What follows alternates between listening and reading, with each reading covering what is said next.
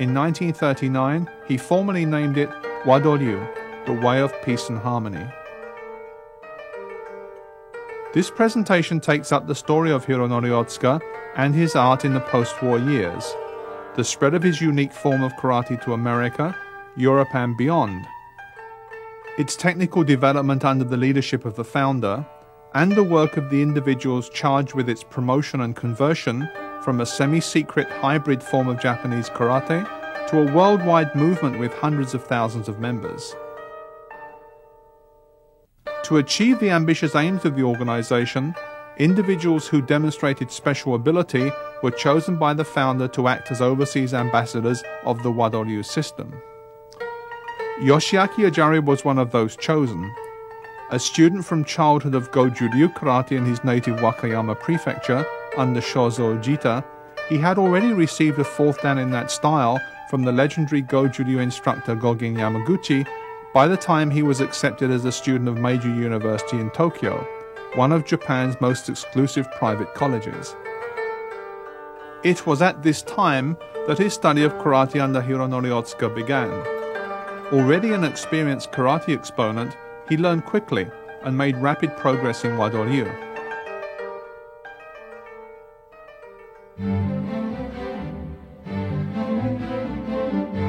Graduating from Meiji University, he moved to America in 1957 to spread karate and to further his own education at that noted seat of learning, the University of California at Berkeley.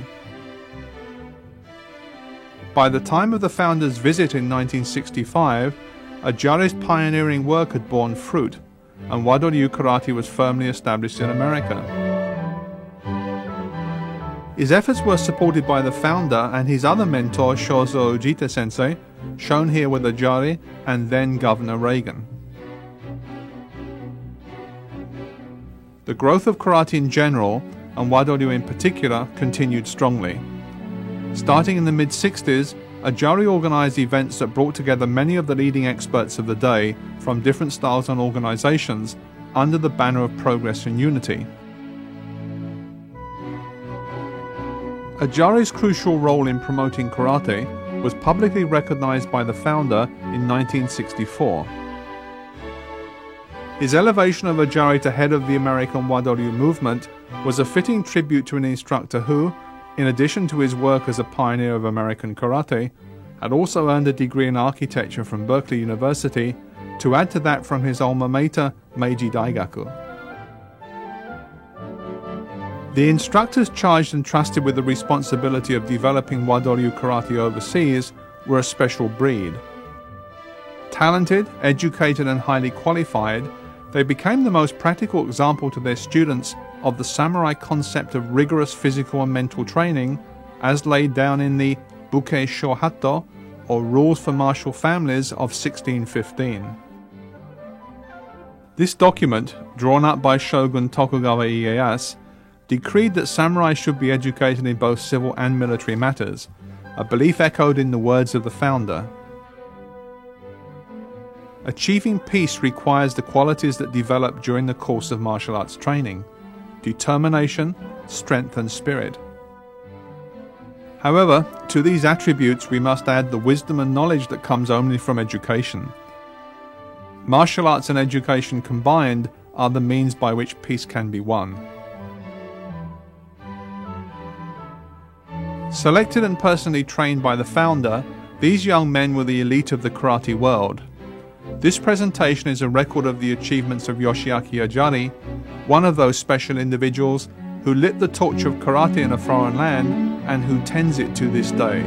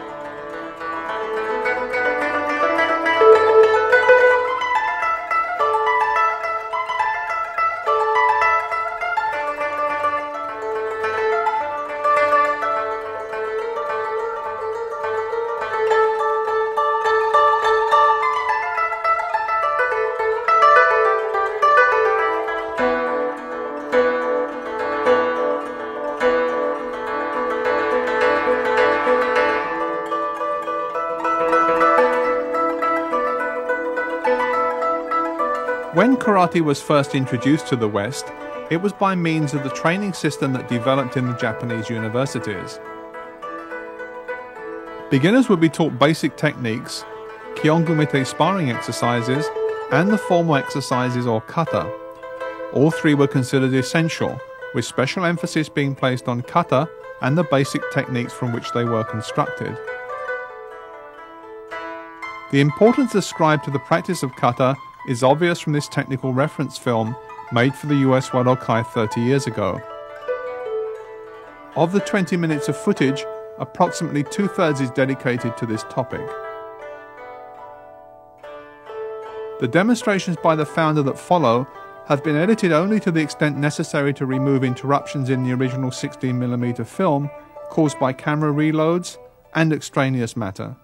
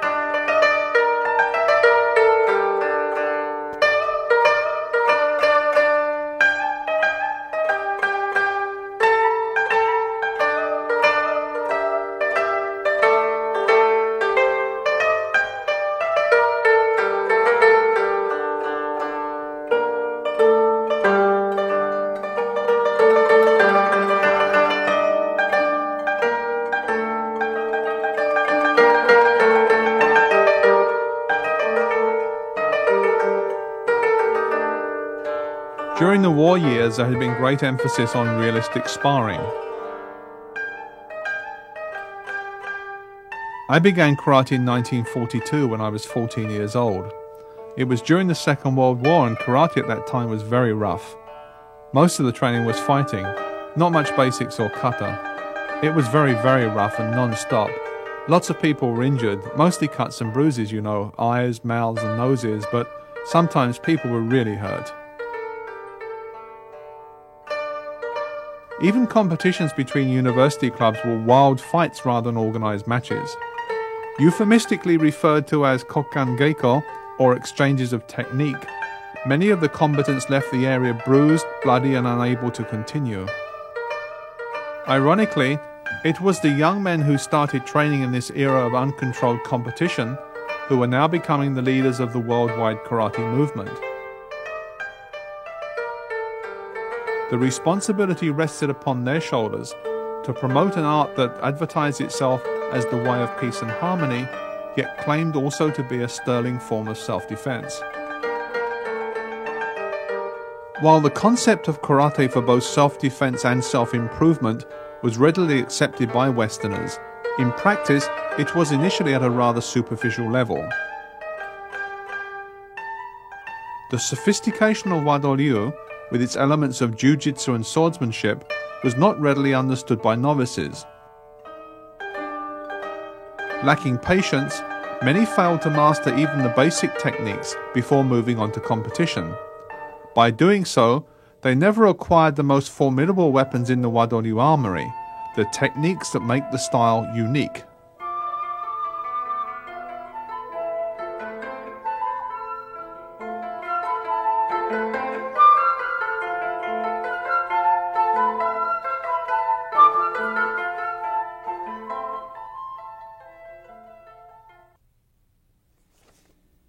In order to understand the concepts of inasu, nagasu and noru, the method of entering needs to be examined. We need to accomplish two things: to make the opponent's attack miss its mark, and to place ourselves in the most advantageous position from which to launch a decisive counterattack. While avoiding the opponent's attack, we must minimize backward movement so as to maintain our correct fighting distance. When we attack, we align our body so that the force generated is transmitted along a perfectly straight line to the target.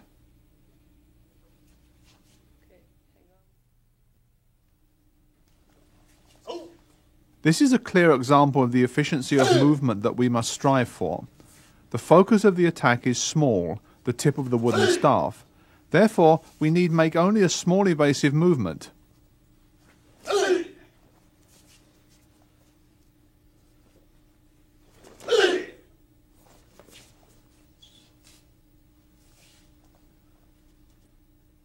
We do not want to lose time or use energy by making large evasive or blocking movements.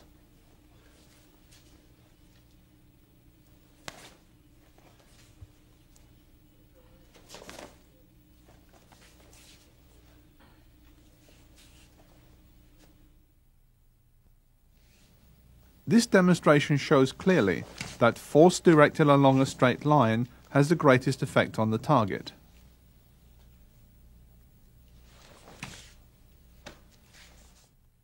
The attack must be made with the entire body and not just the hand or arm. To heighten the effect, the power of gravity is enlisted by dropping the body slightly at the moment of impact.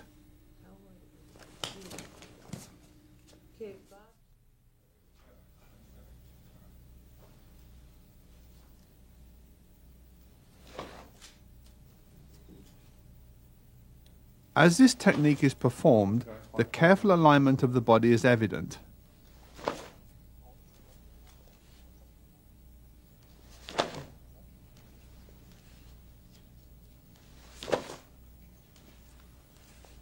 No energy is wasted as power is directed straight to the target. The hand, elbow, thigh, knee, shin, and foot are in perfect alignment.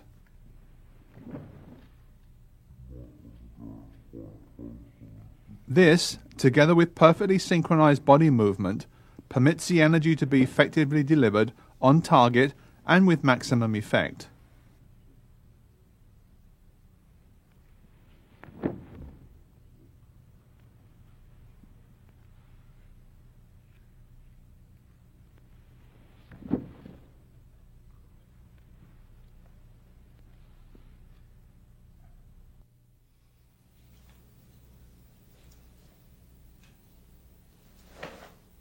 This technique, Nagashizuki, is a variation of the one that preceded it.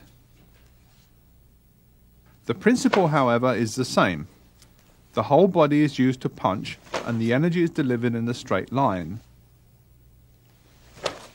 At the same time, the rear leg is moved across to swing the body away from the opponent's attack.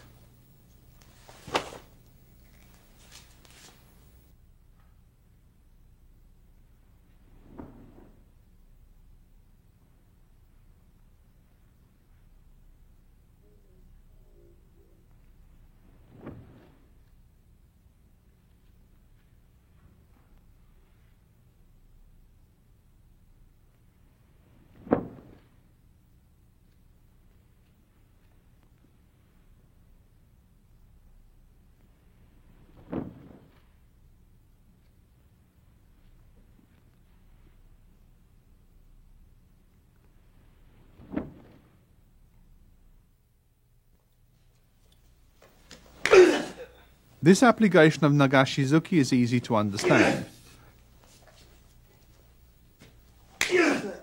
The body is moved from the opponent's line of attack, while at the same time the punch is powerfully delivered to its target.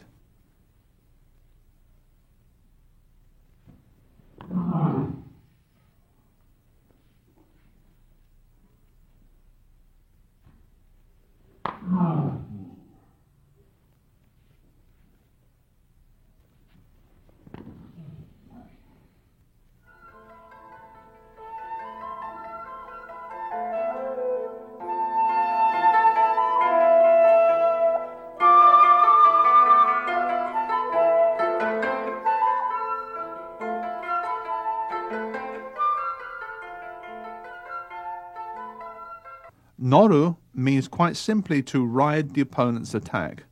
That is, to anticipate and intercept his move, then counterattack along the same line.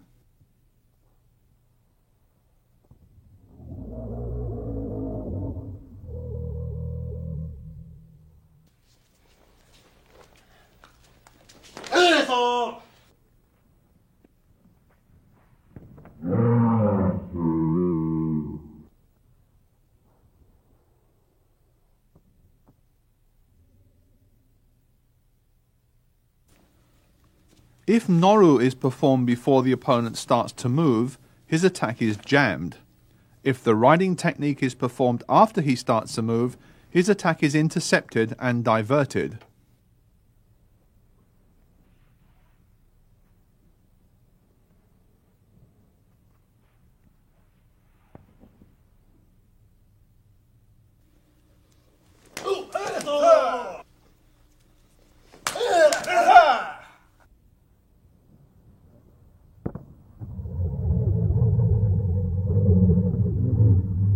Strictly speaking, there is no Noru technique being performed here in Kihon Gumite No. 3, demonstrated by Otsuka Sensei and the author.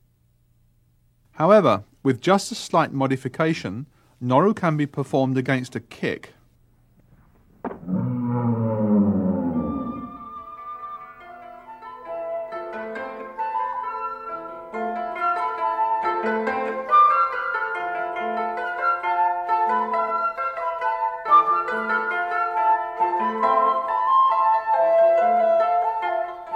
Probably as a result of the founder's mastery of Jiu-Jitsu, many sweeping blocks are used in Wado Ryu Karate.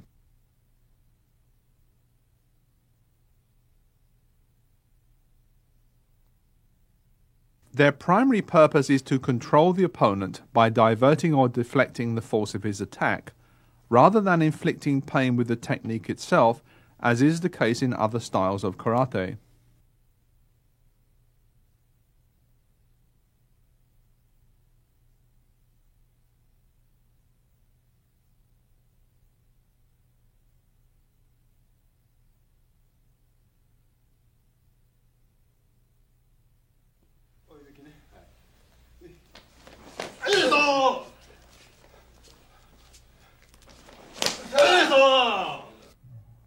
As can be seen very clearly from these demonstrations, the opponent's attack is diverted with a sweeping block and his movement brought under control. Then, without hesitation, a counter-attack is launched.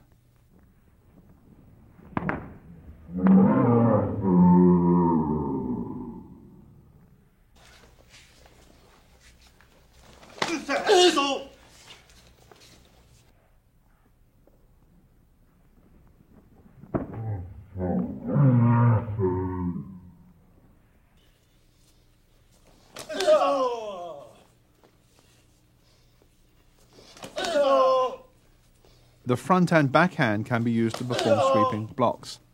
As fluency of movement develops, body shifting can be added to position the defender's body for the counterattack.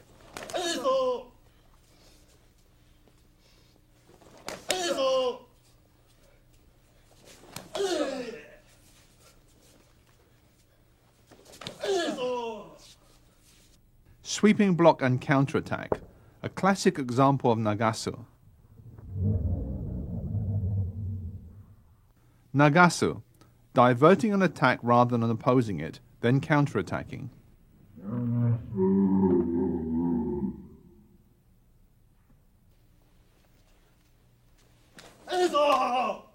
Sweeping rather than blocking, diverting rather than opposing. A fluid deflection followed by a counterattack.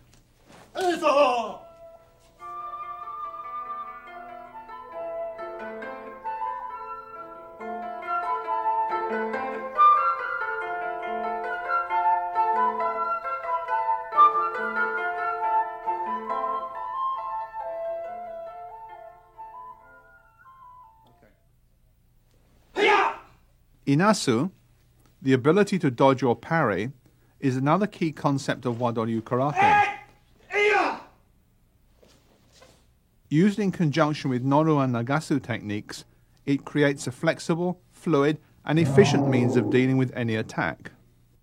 For example, in Kihon Gumite No. 6, Ajari Sensei performs Nagashi Uke, stops the kick, and follows with a Noru technique, while at the same time using Inasu to shift his body to the best position from which to launch a counterattack.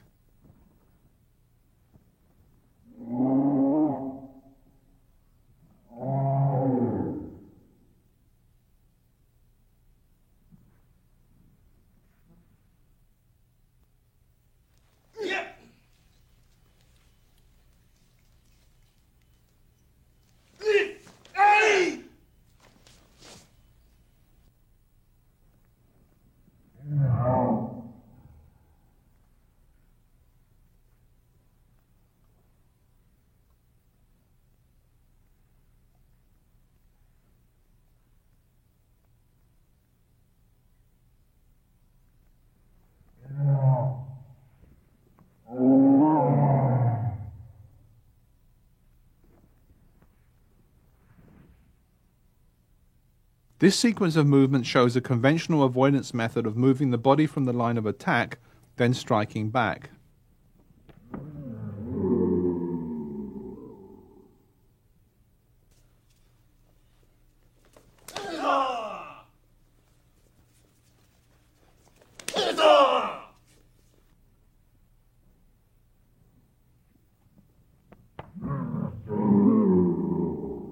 In Wado Ryu Karate, probably as a result of the strong jiu-jitsu influence, the avoidance and counterattack are blended into a continuous smooth movement.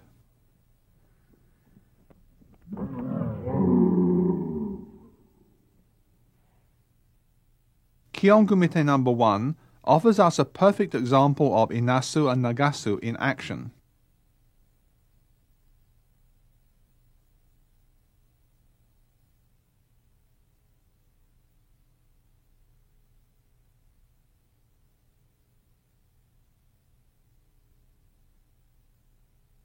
The founder sidesteps the attack and counters with Nagashi Uke, to which Ajari Sensei replies with a reverse punch. Stepping forward, he deflects the punch with his right hand and counters using the principle of Inasu with his left to Ajari's body. The principles of Noru, Nagasu and Inasu hold true for modern karate, and all students should study and practice them assiduously.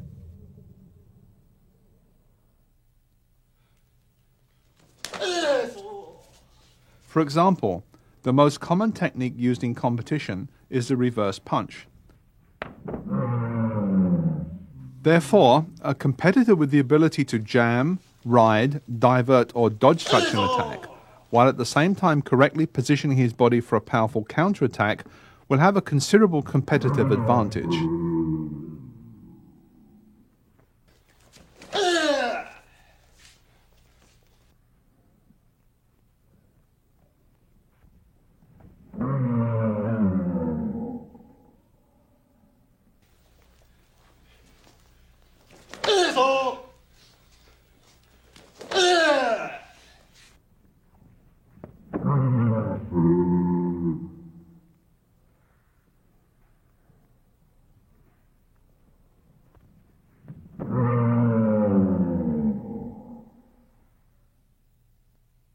Good. It requires a great deal of practice for the subtle features of Nagasu and Inasu to be appreciated. The body is moving as the block is performed, so only a small movement is necessary. If the defender is stationary, a larger defensive movement is used. The torso is turned so that the attacks barely miss, and the counterattack involves the entire body and not just the fist.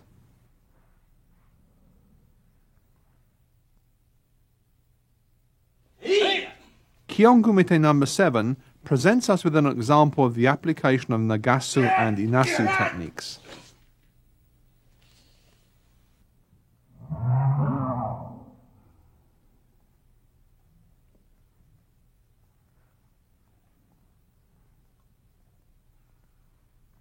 The attack to the face is deflected using a Nagasu technique, and the kick that follows dealt with by an Inasu technique.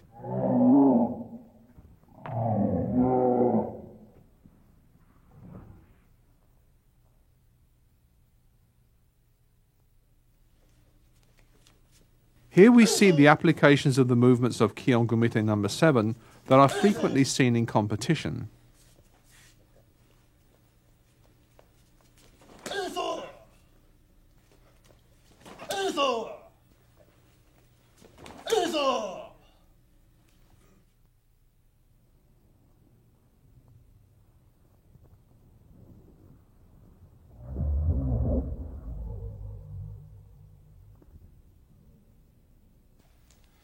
Noru, Nagasu, and Inasu are the core principles of Wado Ryu Karate. They must be studied until they become second nature.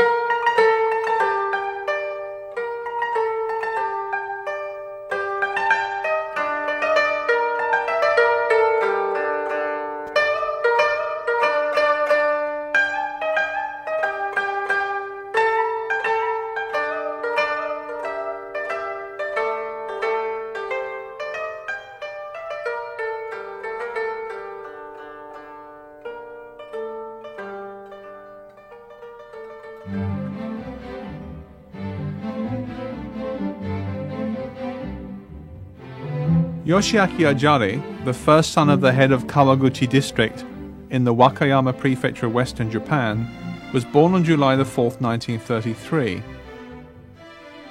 A student of karate from the age of 13, his teacher Shozo Ujita had been a disciple of both Chojun Miyagi and Jinan Shinzato during his time at Ritsumeikan University in Kyoto, and was a true pioneer of Goju-ryu karate in Japan.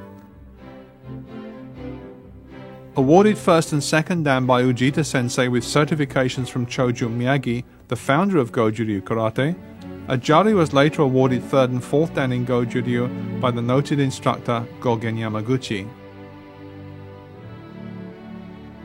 In 1953, the desire for further education took him to Tokyo's elite Meiji University and his first encounter with WadoRyu Karate.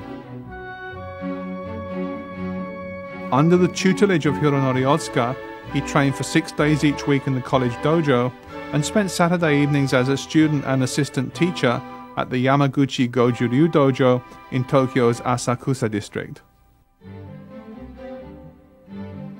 After 30 months as a white belt student of Otsuka Sensei, Ajari was elevated through the grades to 4th Dan in a period of less than 6 months. In May 1956, he created and was elected the first chairman of the All Japan Collegiate Karate-Do Federation, Wadokai. The duty of the officers of the federation was to draw up rules for competition and promote intercollegiate matches. In the autumn of that year, the federation's inaugural event was held in the major university memorial hall. It was dignified by the presence of Gichin Funakoshi, Hironori Otsuka, and Gogen Yamaguchi.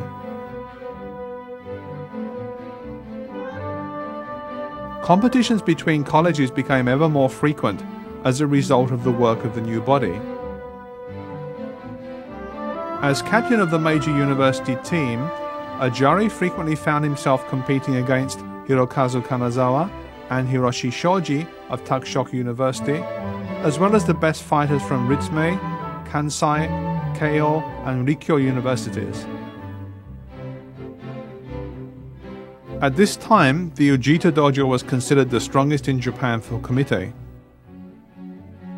Ajari, with his juniors, Iwai and Yoshida, joined a group of competitors from his old dojo in Wakayama that visited Tokyo with Ujita Sensei for a series of challenge matches against other styles, including the Japan Karate Association.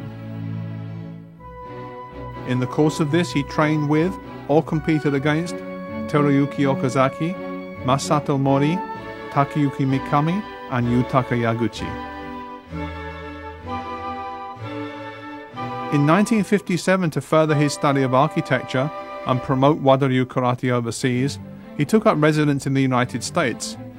After acquiring a proficiency in English at a college in San Jose, he entered Berkeley University to emerge with a 5-year degree in architecture.